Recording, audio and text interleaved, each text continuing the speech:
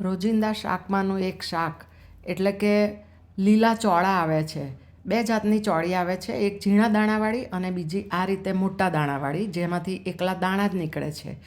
તો આ ચોળીના દાણા એટલે કે ચોળાના દાણા અને રીંગણ અને ટામેટાં ઉમેરીને શાક બનાવીએ. તો એને માટે કુકરમાં 3થી 4 ચમચી તેલ મૂક્યું, 1/2 ટીસ્પૂન રાઈ અને 1/2 ટીસ્પૂન જીરું ઉમેરીશું, 1/4 ટીસ્પૂન હિંગ ઉમેરીએ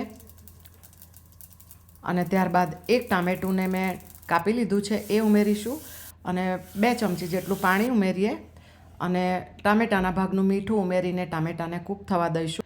1 ઇંચ જેટલા આદુના ટુકડાને છીણીને ઉમેરીએ અને 2 કળી લસણની છીણીને ઉમેરીશું. આ શાકમાં આદુ લસણનો સ્વાદ ખૂબ સરસ લાગશે અને અડધી મિનિટ જેટલું આદુ અને લસણને ટામેટાને ફરીથી સાંતળી લઈશું. ત્યારબાદ ચોળાના દાણા ઉમેરી દીધા અને 3 નાની સાઇઝના રીંગણ છે એ ઉમેર્યા. હવે 1/2 ટીસ્પૂન હળદર, 1/2 ટીસ્પૂન જેટલું ધાણા જીરું ઉમેરીએ.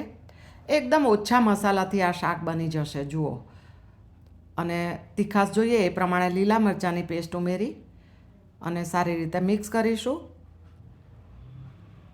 1/2 કપ જેટલું પાણી ઉમેર્યું છે અને સ્વાદ પ્રમાણે મીઠું ઉમેર્યું છે અને પાણી ઉકળવા માંડે એટલે કુકરનું ઢાંકણ બંધ કરીને મીડિયમ ફ્લેમ પર 4 સીટી જેટલું કૂક કરીશું અને વરાળ ઠંડી પડે એટલે આપણું શાક જોઈ લઈએ. સરસ મજાનું શાક તૈયાર થઈ ગયું છે.